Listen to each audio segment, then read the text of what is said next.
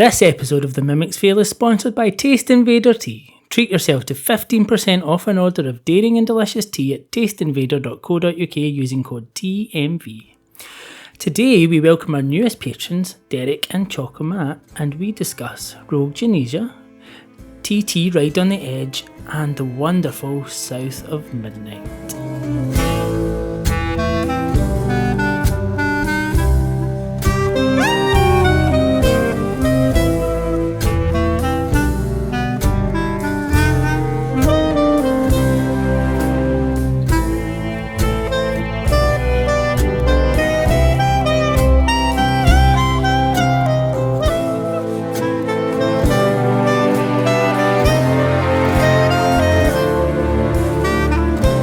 I'm just going to say it, despite some of its many flaws, I fucking love South of Midnight. Love. Yeah? Love it. Like, I am in love with it. Well, Yeah. It is, that's a big step. it is. I'm quick to fall in love, but I have, I've been completely... head over heels. Like I will fight for this game. Yeah. It's not a 10. Let's get that, right clear, right from the start. Probably another one of those 8s that we keep talking about, really. But I love it. I love it like a 10. It's just got something. What about it? So it is like what it is gameplay wise. Pretty simple, third-person sort of action adventure. Pretty linear. You go from place to place. Getting into little battles, solving pretty simple puzzles, finding stuff in the environment. All really quite simple. So there's nothing there, but the love that's been poured into it is like just seeps through every element. It just feels like this is a game where the makers have just gone, we just want to do what we want to do, and we're not going to compromise. It's almost like they've just. I think this may be the good thing. I don't know, was it funded by Xbox at all or Game Pass or anything? Right. Yeah. Well, it's Xbox. It's first party. Yeah. So it feels like that. It feels like another one of those that you'd put up along the lines of like Hi-Fi Rush or Pentiment, where they've just gone, well, this is really like our passion project. This is what we want to make, and Xbox have just gone, here's a wad of cash, do your best kind of thing. And there's something about the setting of it that I think is really special. So it's like set in the deep south of America, which is, not a setting that you traditionally get in games very often. You normally think of it as like, oh, is it going to be fantasy setting? Is it going to be a sci-fi setting? All the kind of usual cliche stuff. But not only that, it's like coupled with the protagonist is a young black girl. Most of the community are black. There's like, it's really something that we don't often see in games at all. Mm-hmm. And it's dealing with folklore that we don't normally get, like that sort of southern sort of mysticism and stuff that I just don't think we're exposed to very often in certainly in games, but in sort of media in general. And it's just sort of dense with that. It just feels like you're sort of immersed in that, and it's just lovely. Is it based on like folklore or any of those sort of myths? Yeah. It's entirely based on all of those like sort of as you said, sort of Southern American mythology, and there's like a lore tab where all the kind of monsters you fight, you can look them up and see what they're kind of based on. But I think what's special about it is like the premise of the game is you're playing as Hazel, who right at the start you're there's a storm outside raging, like a hurricane or whatever, and you go off to help sort of members of your community, just check in on them, make sure the old lady down the street is okay and all that stuff. In the meantime, the storm kind of whips up, and your mum, who's in your home, the home gets kind of taken off down the river. And so the first action sequence of the game is sort of chasing after, trying to catch, and then you don't catch her, and she goes off. So the game is basically about trying to find your mum. Yeah, okay. Effectively. But then quite soon, Hazel kind of uncovers her powers, and she's a weaver, and basically she can kind of do all these, supernatural kind of things. She's got a cool little move set. Nothing revolutionary, like all stuff we've seen in thousands of video games before, but it just all ties together really neatly and concisely, while still having all of that passion that's sort of poured into it as well. It's just, for a sort of a 10-12 hour experience, I honestly recommend it to anyone. It looks lovely. Drop it down to story, of course, and just play through it. Because I don't think it's almost like the fighting parts of it probably don't really. It feels a bit unnecessary. Feels a bit like adding. I turned them off. Yeah, that's the other thing you can do, isn't it? You can just skip them entirely. And I would say, either drop it down to story or skip them entirely, because it doesn't really lend much other than a little change of pace here and there, because it's almost like we've got this walking sim that's telling a beautiful story, but we're kind of shoehorning action elements into it. So what's the difference? How you say you've turned it off? How does that look? Essentially, the way the combat and in the most part presents itself to you is you basically enter like combat areas. So essentially, you enter the combat area, the enemies will spawn, you kill them, and then you interact with like the seed type thing. I can't think of the name of it right now, but and then that clears like the infection or the rot or whatever it's called. The rot, essentially. But if you can start it and you can say skip, and then you still just do like the end of it, so you still enter the area and you still see it all cleared, you just don't actually fight any of the enemies just don't spawn.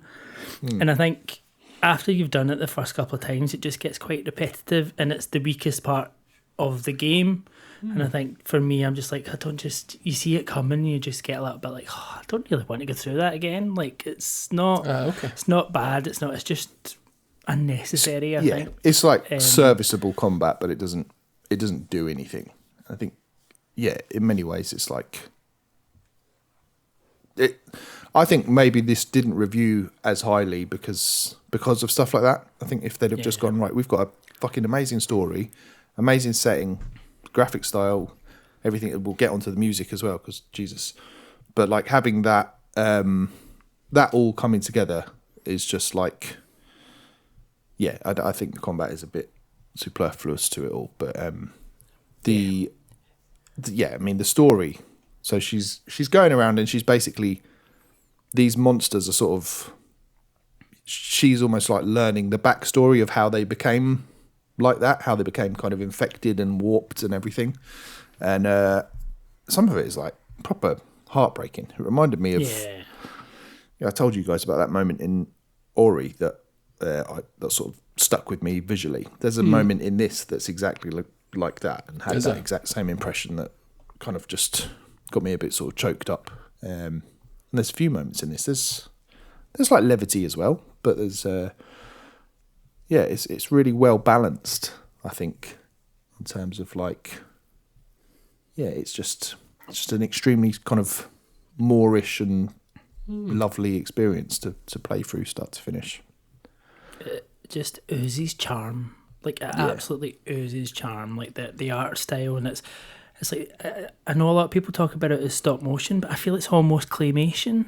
Like it's got a little bit of both to it. Like and it's beautiful, absolutely beautiful. And as you say, well, I'll let you talk about the music, Ben, because you're the music man. But even me, I don't pick up on music in a lot of games. But this hit me, like, it's so on point.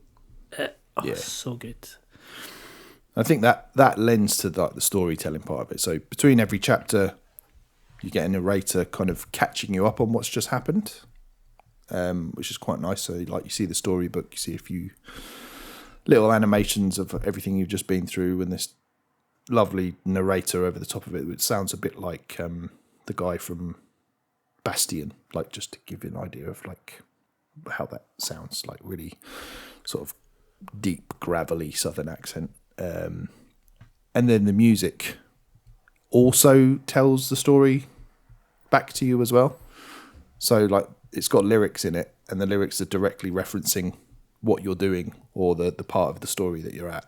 And Cool. it's when you're kind of every chapter when you're leading up to the end of it, and it's like singing back to you what's going on. It just everything just reaches this sort of crescendo, and it's when the graphics and the story and the music and everything is just all singing from the same hymn sheet, it is just like perfection. Because I think the first time it does it around that kind of the first one, which is not really a boss fight, but it's like the first kind of thing, and you start to realise and you notice the words are tying into the people and all that stuff. Yeah. And just like, this is so well thought through and so well pulled together. And it's even like at one point I was approaching a church in a cemetery, and then all the music started incorporating like organs and stuff. Yeah. Just adapted so well to the environment, and you're like, genius. And it's really impressive how it blends like so many genres, like blues, bluegrass. There's jazz sort of towards the end as well. There's country, gospel, as Alex kind of mentioned there as well. It's like every type of music you can think of from that part of the world is just blended in to the grand tapestry of this game, and it's just like it's brilliant. And the musical director from this, Lewis, is Olivier de Riviere, the guy who did Streets of Rage 4. Yeah. The completely different soundtrack. Yeah. Like, Couldn't be much more different to be. yeah. But I think if you've got Game Pass and you've got 10, 12 hours to spend, drop it down to story mode and just enjoy it as a story. And if you are dissatisfied in any way, I'll be extremely surprised. It's brilliant. I agree. And I'll be shocked. Right, it's never going to win any Game of the Year awards, but I'd be shocked if it doesn't win like Soundtrack of the Year or Art Direction or Stories for Games for Impact or something like that. Like it should win something, and I'll be very, very annoyed if it doesn't, because I think it deserves it. And I think that's what this games like this are for. When you're looking at like the Xbox portfolio, they know a game like this isn't Starfield. It's not. This one's going to bring millions of subscribers in, but this is like, okay, we're also making art and pushing the medium forward, and to get some sort of awards to recognise that would be well deserved, I think. Yeah. Sorry, Lewis, on you go. No, I was going to say, like on Steam, a lot of reviews kind of saying the same thing, like combat gets a bit repetitive. Like you said, you could turn that off, but sound design, art style, all excellent, like brilliant story. I all seem to be agreeing with what you've just said. Because all I was going to say, Ben, to your point there, is it's not necessarily going to pull in subscribers, but I think if you look at social media at the moment, you're seeing 3 games. You're seeing this, you're seeing Clair, Obscur, and you're seeing Oblivion, and this one is still out there as much as the other two, which is quite surprising, because it is having an impact and people are being drawn to it, and I think it's great to see. I'm really happy for Compulsion that people are doing that and it's still managing to find a way through. Yeah, it's stuff like this will, it won't attract subscribers, but it'll keep them, because it's like, okay, we get Game Pass is having a bit of a moment overall, isn't it? But it's stuff like this, the little smaller games that will keep people going, oh, cool, I finished Oblivion and now I can play South of Midnight or whatever it might be. It's like, brilliant. Brilliant. Microsoft are raking it in at the minute between between this and the Steam sales that it's probably getting from this, the sales of Indiana Jones on the PlayStation, which have outstripped all the sales of everything already. The sales of Forza, which has just come out, they're just like Oblivion sales, which has already had 5 million players. You're like, they know it's they know what they're doing. Yeah. All right. Well, while we are on the subject of Game Pass and gushing about games on Game Pass, Lewis, you have played something. I don't know if you've played it on Game Pass. Probably not. But you started Blueprints. Oh yeah, just very briefly earlier on tonight. So it's. I wasn't expecting to even talk about it. Well, let's do it Just anyway. put you on the spot. Yeah. So I've done one run. So that's how. Let's just preface this. This is one run in. That's good. Headphones on. Just talking about soundtracks. I loved that. Really, like, it reminded me this just to talk about the music. Vangelis, however pronounce it. Blade Runner style music to it. Really sort of low and bassy and moody. And I love all that kind of stuff. That's a bit of me, that. I don't. To be fair, I don't think we even mentioned that when Alex and I were talking about Blueprints, because I think the soundtrack is excellent, but it's so understated that you almost forget about it. But it's there, and it knows, like, you'll get to this if you carry on with it. But like in the moments when you uncover stuff, it reacts to that as well, and it swells, and it's it's nice. Like I've obviously gone into this knowing how you guys feel about the speed of the character, and I do agree. Like when you're outside, again, done what you guys did, turned around and went out, just to see what was what. It seems like more of an issue outside. Like the running speeds would to me be your normal, and it feels like it should just go a touch faster. But when you're inside, it's not really that much of a problem. I was like, this is fine. It just, if you don't push whatever button it is to run, kind of mooching around a room to see what's going on. But so I've taken a couple of notes. I was like, I'm going to get the Remarkable 2 just to write some stuff down. Ben as a cunt, that kind of thing. Usual. Yep. Alex was here. He was around earlier on. 1992. Just to just as a little reminder of stuff, because it felt like I got a note about like a pool table and a dartboard. I think I'd seen you guys talking about it. I was like, I must write this down because I'm pretty sure I've seen him talk about it. So just so I remember. But it's cool. Like I like this sort of cell shaded art style of it. It's just very mysterious and cool. The first one I did there, I wasn't properly. So obviously you've got like the map as such, the grid. Yeah.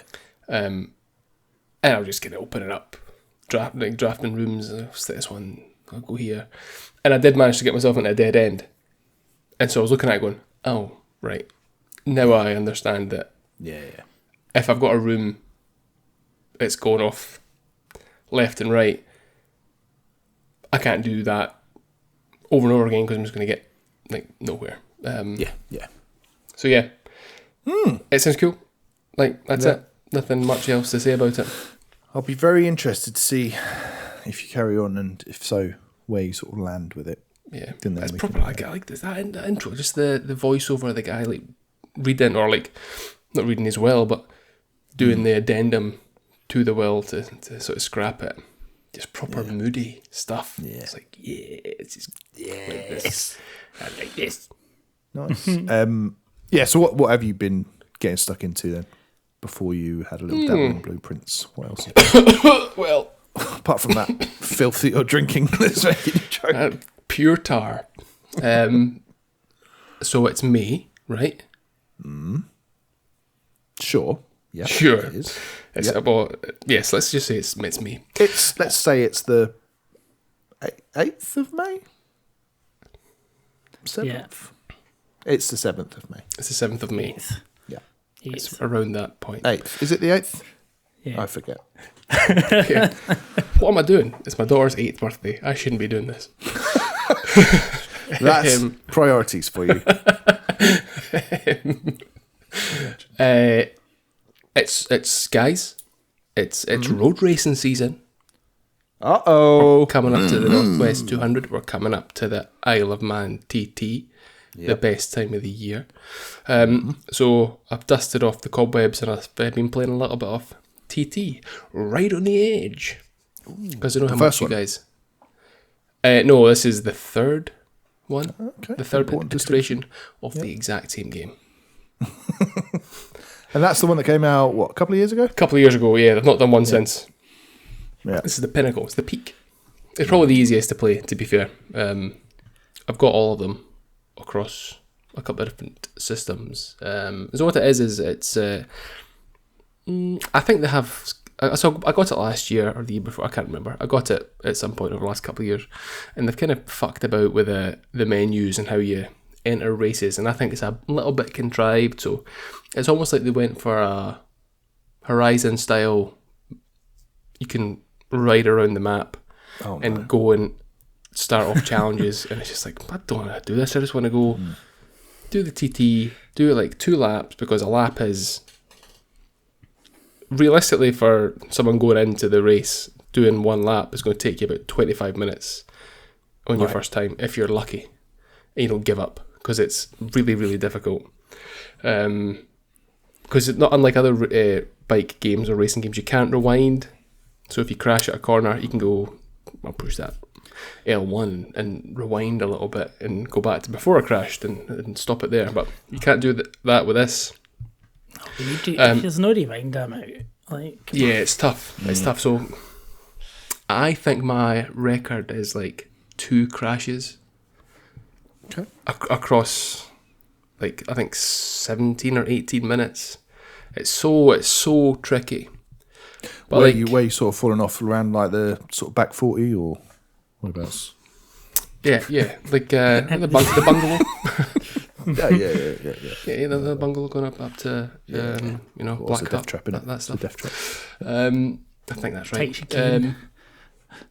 They're Ramsey hairpin. It's a tough one. It's you're coming at Ramsey itself. You're on the brakes. You're going up the mountain. It's tough. It's a tough. Ramsey Terrapin, did you say? Hairpin. Oh, okay. The Ramsey Terrapin. You've got to. They put it in the middle of the road. You've got to get round it. It's a hazard avoidance section. Because he moves so slowly compared to the bikes, it's very hard to judge. It's really tough. The depth. It's tough to even see. Yeah. Get out of the road, Ramsey! So yeah, it's a game I play at this time almost every year, just to get myself in the mood for TT season, because it's my jam, guys. I like it. That's cool. Do you know what? I get it, because it's also NBA playoff season. So I've been playing NBA 2K25 for the exact same reason. I'm just excited about it and just want to play. Just want to be. I want to be Luka. I want to be LeBron. Yeah, but I mean, I've been about the same, because it's been WrestleMania season and I've been playing WWE 2K25. Like, there you go. That's it. I mean, just because I want to be a homoerotic wrestler. Like, You want to be a blank on his name. What's the Scottish guy from Ayr? Is he from Ayr? McIntyre. He's from Ayr. Aye. What is he actually in WWE? Yeah. Oh, He was a champion, was he not, a wee while ago? Aye. I was just watching him a wee bit earlier. He looks different. Well, you'll see pictures of him for like 10, 15 years ago without the beard. Different guy. Aye. yeah. The Scottish Warrior. Is that what he Drew is? McIntyre. Roddy Piper. What's his? Has he got a phrase? No, he's just. He's just a grumpy man who thinks the world's against him. So I mean, I think he. Well, I am shocked really at that character trait. Yeah. I think I heard him. He was about to do his finisher, and I heard him going, "Eat sorcery." But no, like sorry, just on that TT game. Like it's good. It's a good like I know that like actual racers apparently use these games as training as well, so it's a pretty decent sim. If you like that kind of thing, it's torturous. I would say it's like Tortoise, did you say? We're back to tortoise, or as you would say, tortoise, Tortoise. It's the Dark Souls of racing games, guys. It's the Elden Ring of racing games. Can't cheese it. Better find a way. Always. Auto steer. You used to see that solution to how he beat Blueprints. Oh, yeah. Very proud of that. Very proud. Cool. Good. Well, glad we're all getting our little sports fix. Yeah. It's always needed every so often, isn't it? Yeah. Is wrestling a sport? No, it's more of sports an entertainment. Yeah, that's it. Yeah. Pretend. What else have you been playing, Alex? I've been playing, so I finished Blueprints after talking about it a couple of weeks ago. Still probably fell a wee bit lower than you, Ben. I did enjoy it, and it did really grip me, but it gripped me in a way that annoyed me. I found it as frustrating as I found it fulfilling. Right. But I still want to play more. So what does that tell you? Like, I still want to know more and I want to find out more, but I still get frustrated with it. But yeah, pleased to get to the end of it. Pleased to finish it. I did enjoy it, but it's still probably 7.5, 8. I'm not quite above that. But so that was Blueprints. I have also been playing South of Midnight, as we talked about earlier, and I've been playing, and I think I mentioned this quite a wee while ago, and I said I was going to talk about it. I never did, but I'm playing it again. Rogue Genesia, it's called, which again, another game that's not got the best title. It doesn't really tell you much about what it is, but I know I'm very good at trying to just give you two different games and put them together and say, well, that's kind of what it is, but I'm going to do it again. So this is a bit like if you take Slay the Spire and combine it with Vampire Survivors. Hello. And it's very well done. Like, it's very satisfying. So essentially you go and you start the game, and initially you're just set with one mode, so this is how you play the game. And it's like your Slay the Spire map, so that's how it's like Slay the Spire. You've got your little bits, you choose your routes to get to the end boss you're trying to work your way through. But each of the different nodes is like a Vampire Survivors level, but it's not so much survive for 20 minutes, it's like kill 120 monsters and survive for 1 minute 40 seconds, and then builds up as you're going. So each of the different one gets a bit more difficult. You keep all your powers as you build them up and you're going, so that all your rewards and everything you're finding are building up your different weaponry, your stats in the same way as you do in Vampire Survivors. So the whole thing is like one big level of like Vampire Survivors, but it's going through these different stations all the way up. And then it has that other bit of like your different types of characters, your different levels. It starts you at like I think it's called stage F, and then once you've finished F, you can do E, B, C, D, A difficulty going up and up. And then once you get to a certain stage through, you can open just survivor mode, which is just like you're doing it as a survivor's, like purely without the leveling bit. But it's very well done. It is out in full release. It's not an early access one. It is a version 1 game, and it's got like loads to do in it. There's so much, and there's like 303 achievements on Steam. So many things to go and find and unlock to kind of keep you going. And the only downside I would say is it's not perfectly designed for the Steam Deck. Works absolutely fine, but it takes you a wee bit of getting used to. I would advise, if you're trying to play it in the Steam Deck, use the touchscreen. Other than that, plays perfectly. I think you'd love this, Ben. I genuinely think you would really like it. Yeah, it does look... I quite like the art style as well. Mm-hmm. It's HD... what is it again? HD 2D. HD 2D type. Looks a It's little bit almost like a it, little doesn't bit like that, yeah. Kind of almost crossed a little bit, like kind of Halls of Torment a little bit as well. Like, it's kind of mash up of both. But yeah, once you start building up and all the powers and the magic and all that, and it starts all popping off on the screen, it's just got that nice satisfying element to it as you see you kind of just piling through all these enemies towards the end as you're getting through the run. But Yeah, that's cool. I like the idea of having a survivors but not 20 minutes, half an hour, like just little bite-sized battles almost. That's cool. It has a nice deviation on that formula. I don't think there's been a survivors like that you've brought to the table, Alex. It hasn't looked great. They've all been pretty good. There's so many good ones out there. That's the thing. Yeah. Like it's hard.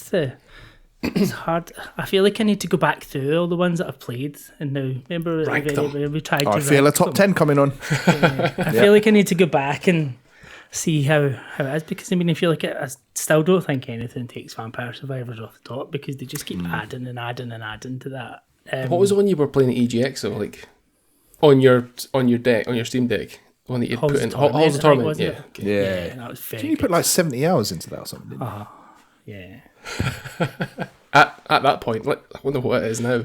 In fairness, I haven't played it much since then. I mean, It's okay. just more I and think- more just going to keep coming out. But One of our earliest episodes, it was about nerd survivors. yeah, think that and might have tried been to the rank first. them then, didn't we? Yeah. And you were like, oh, this might be in my top 5. I feel like now it wouldn't be anywhere near it because you've played No, 50 others. so since. many. Crikey. But yeah, this one I would definitely recommend. I think it's just a nice, it just kind of brings something fresh to the table with it, even though it's not neither side of it is a fresh concept, but putting them together is quite fresh. Yeah. Yeah. And, go on, Lewis. I was going to say the Survivor likes are the games that push me the most towards Steam Deck, Yeah. and it's It's- all Alex is doing. Well, you'd have them all as well. I would So they'd just be there, ready to go. be castrated.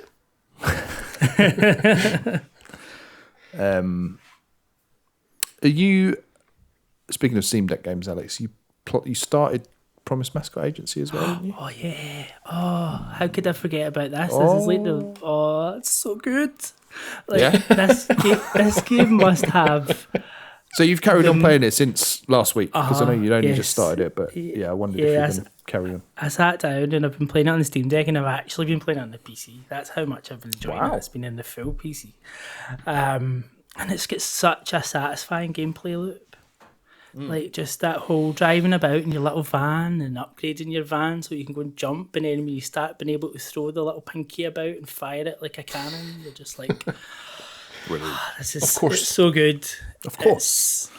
It's daft, it's funny, it's addictive.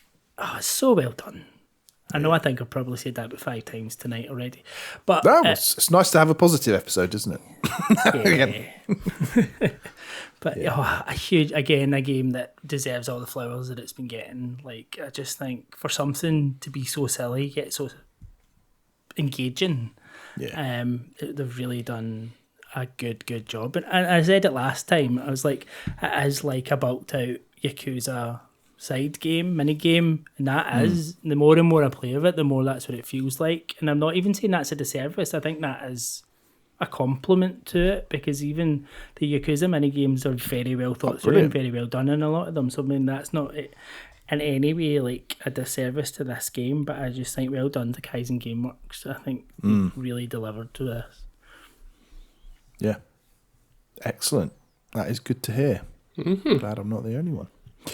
What about you, Lewis? Anything else this week that you've been chipping away at? Just one of those games that I like touching on. That's not a phrase. But I've been playing a little bit of Donut County because it's very satisfying. Oh, yeah. Just put stuff in the hole. That's it. your Gets policy. bigger. Yeah. Similar to Promise Mascot Agency in a way. Like, it's just one of those like silly, kind of simple-ish gameplay with a nice bit of presentation and some Yeah. Good. I mean, and good writing. yeah, it's great writing, and also gives you the opportunity just to chip away enough letters at the very, very start so that you can just have the word cunt. Do you know what? That's the second time you've said that word this episode. Is it? Yeah. Alex. I was I'm the thinking new Alex. the other week. I don't know if we've ever said it. Said what? That thing that you just said. Can't remember. No. Whereas Surely in we the early have. days of cross-button VR, I said it every week. You've really mended your ways since then. I'm sure Alex has come out with at least I don't know. 15. Maybe I'm just immune to it. Maybe. After- It's because after it sounds so loving and endearing when I say it. I do. Yeah, I hear it from Alex. It's just like, oh, that's nice. But it was a statement of fact. You can do that.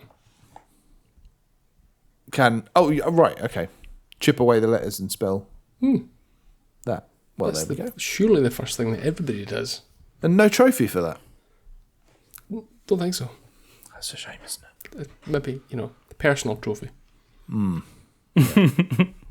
Nice. Yeah, it's a good game. Lovely one. I almost booted that up for Casper to play because he's become the PlayStation kid Oh, yeah? in our house. Yeah. So So he's on the trophy hunt. I've got an Xbox kid, I've got a Nintendo kid, and now I've got a PlayStation kid. So the Holy Trinity. Yes. But yeah, he's been playing like a load of Astrobot, absolutely okay. loving it.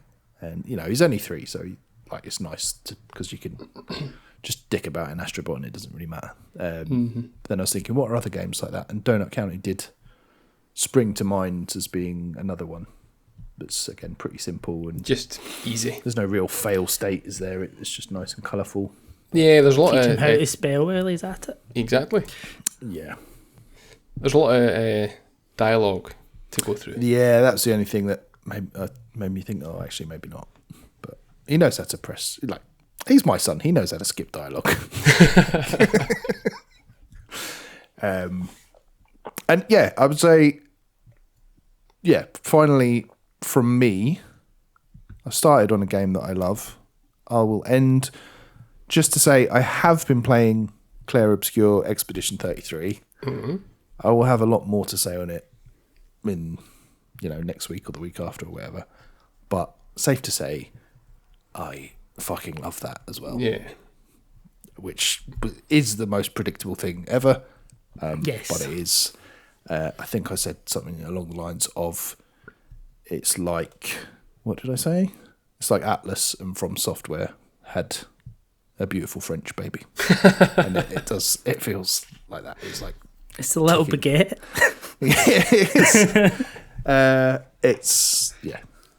I need to play loads more of it. I'm about 10 hours in at the moment, but I need to. It's pretty good play it progress. a load more I have been very much enjoying it. Brilliant. So good, it makes me wish I didn't have other responsibilities. It's one of those games. One of them. One of them. But yeah, more to come on that. Look forward to hearing about that. Mm-hmm. Just one more thing from me. I Please. spoke about Desert Strike last week. Yes. So I decided to play Jungle Strike. Okay. Now, thinking back to it, I cannot remember which one I played more of back in the day. I obviously remember the desert-y ness of Desert Strike. Yep. And when I booted up Jungle Strike, I was like, this is going to be like Desert Strike, but in the jungle. I remember that. First level is like around the White House, and I was like, oh yeah! I totally forgot all about that. That does ring a bell, actually. And you go around and there's what appears to be actual missions to tick off, like 4 or 5. There's car bombs. Deal with the car bombs. Go and find the terrorist HQs. Protect the president's motorcade, that kind of thing. I was like, I forgot all about that. It's also not as difficult as Desert Strike. It's more playable. Okay. You're in a more funky coloured helicopter. There's points across the map where you can refuel.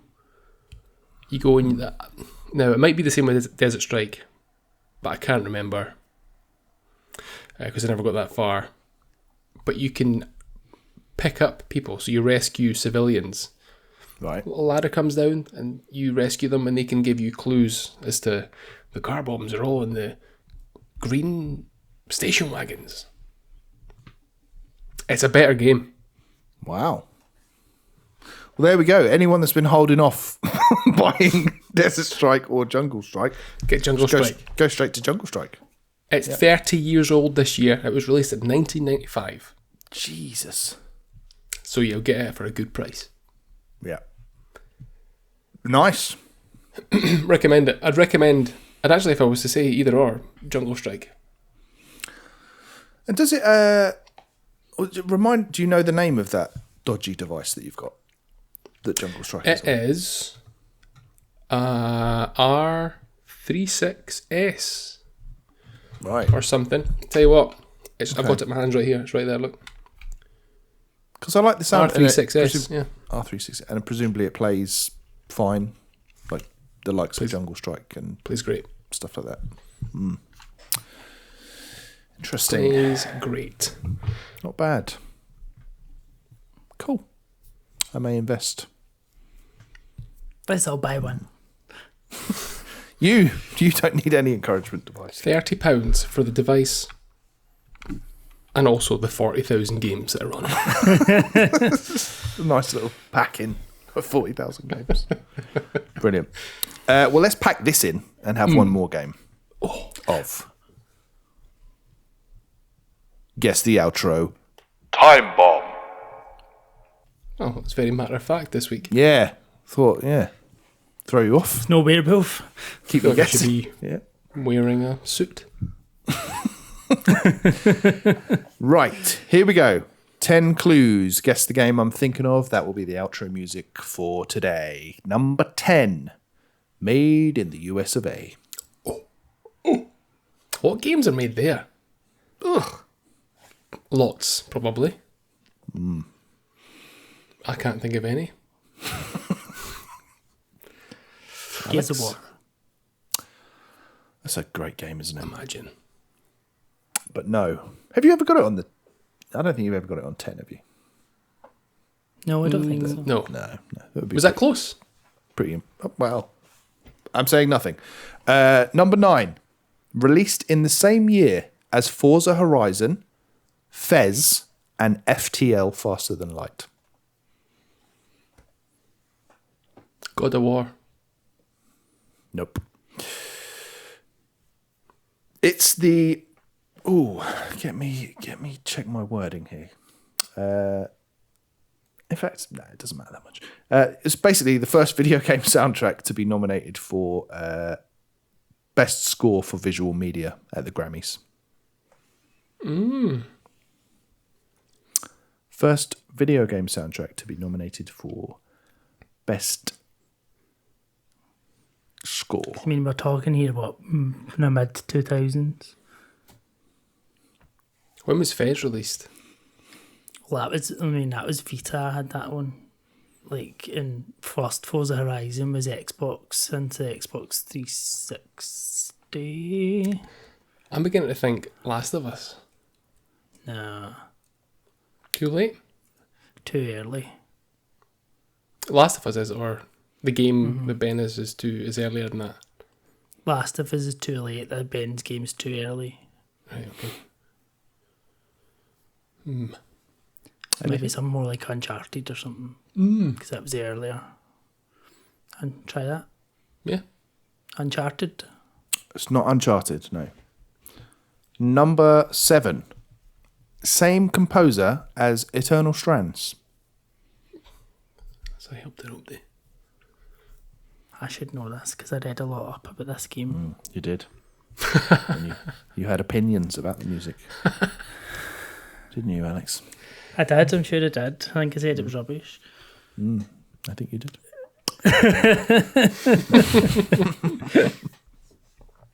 I don't know. Your turn for the guest list. Same composer as Eternal Strands. That's obviously going to be another game. Another clue, please. Another I clue. don't know. Okay. Number 6, console exclusive. That is a rubbish. See that and that last clue, rubbish. Take note. I think, honestly, on balance, I think these are the best clues I've ever done. On balance, so the rest of them are shite, is what you're saying. Hours this took me. What was that again? It's so bad I forgot. Console exclusive. Console exclusive. Yeah. Made in the USA. Same year as Forza Horizon, Fez, and FTL. First video game soundtrack to be nominated for Best Score for Visual Media. Same composer as Eternal Strands. Do you think it begins with an F because it said the 3 games he's picked are Forza, FTL, and Fez? Mm-hmm. What would that be? I don't know. I'm gonna guess 13. 13. 13. It's not 13. Number 5 is a quote from IGN. It's a short, simple, and profound experience that will stay with you long after you've finished it. Could be something like Heavy Rain. I can't remember much music in that. I can just remember getting the worst ending. What about it was Journey? Yeah, that's a good guess. Journey? Journey? It's Journey. Yes! Yay! Well done. That was clue number 5. Wow. That's pretty good. See? Best clues ever. I've never played it. Never. I'm not You sure really if I should. played Journey. I've definitely played Flower, but I'm not sure if I played Journey. Well, you should, because clue number 4 is Journey is not just a game, it's an interactive poem, a moving piece of art that speaks to the soul. That's from Eurogamer. Clue number 3, 0 dialogue. Clue number 2, it's not an indie, stop calling it a fucking indie.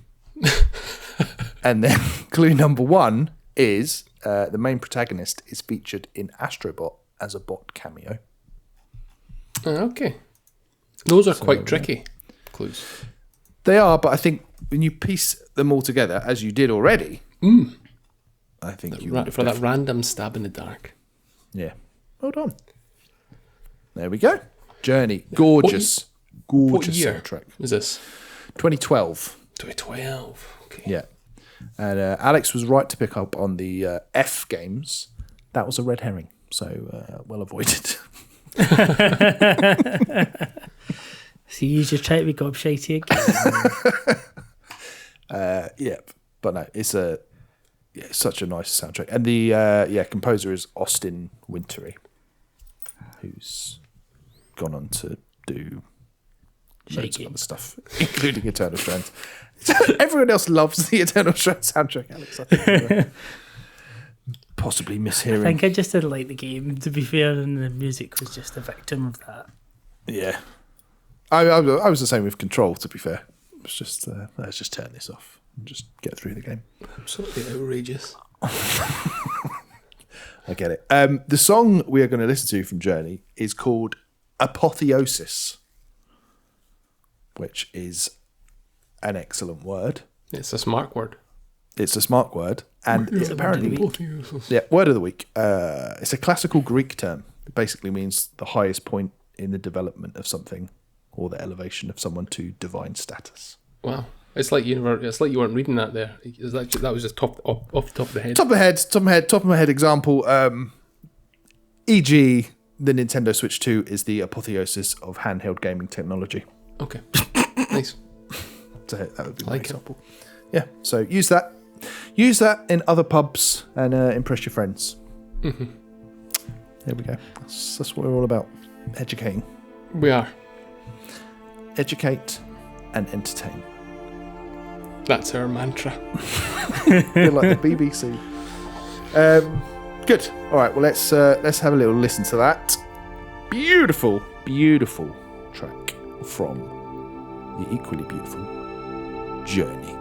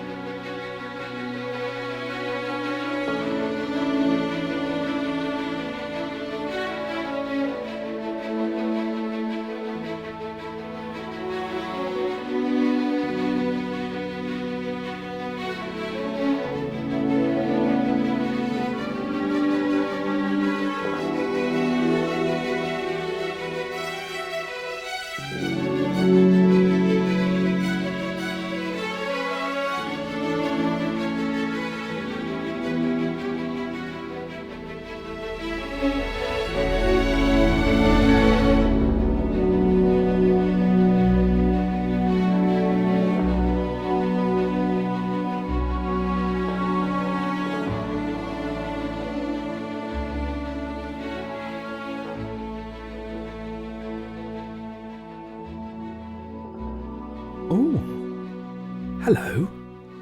If you're still listening, congratulations. You represent the apotheosis of our listeners. You would probably enjoy our monthly podcast, Chinbat, which you can get access to at patreon.com/themimicsvale. But don't take my word for it. I'm just a guy. Instead, here's a snippet from our latest episode. Enjoy.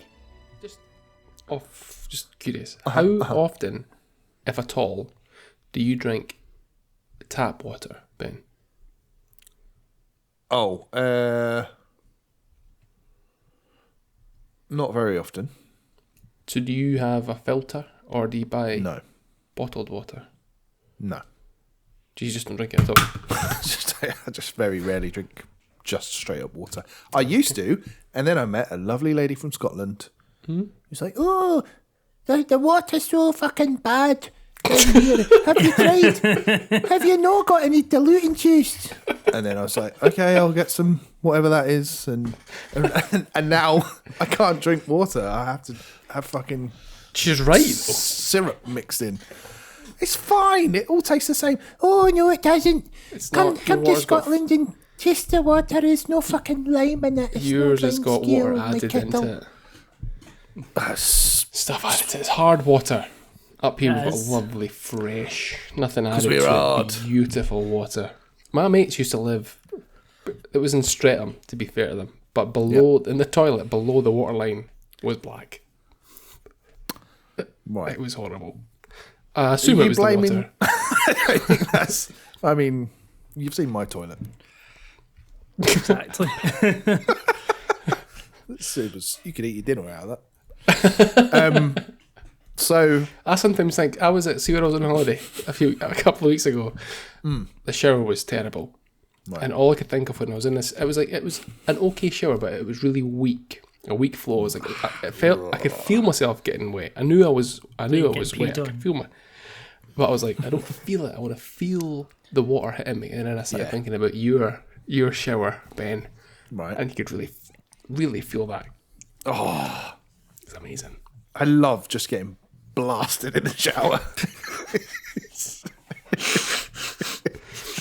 It's like one of those head massager things, you know, the little tines that go across your head. Just as an example I get in a lot of trouble for spending way too much time in the shower. Like, Is that the angry Scottish woman? What are you fucking doing in there? I've run it in diluting juice. Stop showering that shite water. Put some diluting juice over your fucking bald head. No, she's not that bad. But yeah, you're right. The water quality isn't as good here. You can tell the amount that we have to descale the kettle, and you probably don't have to do that up there. No, I don't have a kettle. Well, there you go. Do you have a special tap? Yeah. Of course, he's got one of those Such cock a taps or ponce. whatever they're called. Cock taps. If you're listening, That's something completely different.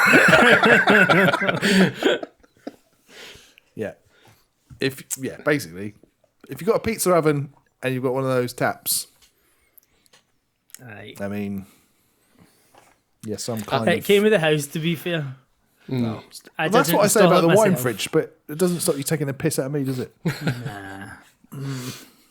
I think the worst thing you can say to a Scottish person is that the water is rubbish. It's probably the most offensive thing you can say to us. Yeah. Because I get adverts Or on you could call us Facebook and English. Instagram. You could Or say, you can do that. Apparently, not all British water tastes the same. I can feel my back getting up just at that. I get a lot of adverts for Bear Grylls Water 2. It's like, British water, it's got lots of additives in it. And I'm like, Scottish water doesn't have anything added to it. It's pure. So I start to shake and shudder with rage. It's like Bear Grylls, you cunt. Yeah. He drinks, Pee. from elephant dung, doesn't he? So, what does he know? He's a fanny. He's a fanny. We have got a topic. The chocolate bar. guys. Stand-up comedian Lewis Wilson. See him live at the Edinburgh Festival 2025. The tickets are down the road. Oh, the queue. Oh, it's crazy. It made me laugh. Yeah, but a topic of discussion for this week. We've been sort of talking about it. If you listen to this on the day of release, this is our first double feature that we've done so far, because it's the 1st of May, and it's also a Thursday, so we've got Mimics Fail episode coming out today, and we've got this coming out today. So on that episode, it's all about ranking the best Nintendo consoles, right? Yes. And on this episode, we're ranking the best consoles full stop. Nintendo, Xbox, Sony, Atari. Them all. I've got an Atari in my list. Sega. Same. All right. Okay. I would like to know, Go on. beloved patrons, what are you listening to first? Chinny Bat or the normal episode? Chinny the Bat public Bat? Episode. Chinny Bat Bat. Yeah, what are you more excited to listen to? That's a good one. Because they both come out at exactly the same time. Yeah. So did you go, oh! Is it like picking between your children? Yeah, let us know. Right. Let's just go around. We've done our little individual lists. Yes. Let's go around the table, show our hand, and then we'll put them in some sort of group order. I think this is an impossible task. We'll do it. We'll do it, We'll and we'll do do it within an hour. You think? Yeah. Let's start with you, Lewis. So yeah, we've all got different amounts of games. I keep saying fucking games. How many consoles do you have on your list? In my top 10 list, No. In your list? I mean, I've got 10 in my top 10 list. Is that it? Do you have any? What's number 11? It's 10. I've got top 10. I'm ruthless. But Hard water makes for hard decisions. And You scaled back. So do you have? Yeah, well done. That was very good. Very good. Do you have no more consoles on your list? No. Did you deliberately do that? Yes, it's a top 10. So No, it's not. It's just the best console. You never said top 10. But I know you had. I've got 20. I've got more, which is fine. So that's why I'm coming to you first, is because you can. You can give us your 20. Yeah. What have you got? How many have you got, Alex? 15.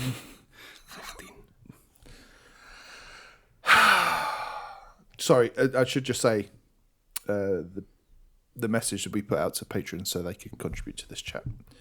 Greetings, old friends, and new on the next Chimbat. Stop. That's your Stop. No. That's your monthly Patreon exclusive podcast, my friends. We'll be ranking the top 10 home consoles of all time. Listen, you wrote that. That's not what we discussed. I also, let me just send you this message I sent you today, Lewis. Let's just pull that up. I mean, in fairness, not a single one of them's done the top 10. Okay, but I didn't ask them to. I just said, give us your top 1, 3, You're 5, just shouting whatever. at us for it. Yeah, the big top 10 home console ranking for Chimbat sent today at 1:29 p.m. Lewis. But that's today. Is that unclear? That's not what you said initially, like 2 weeks ago.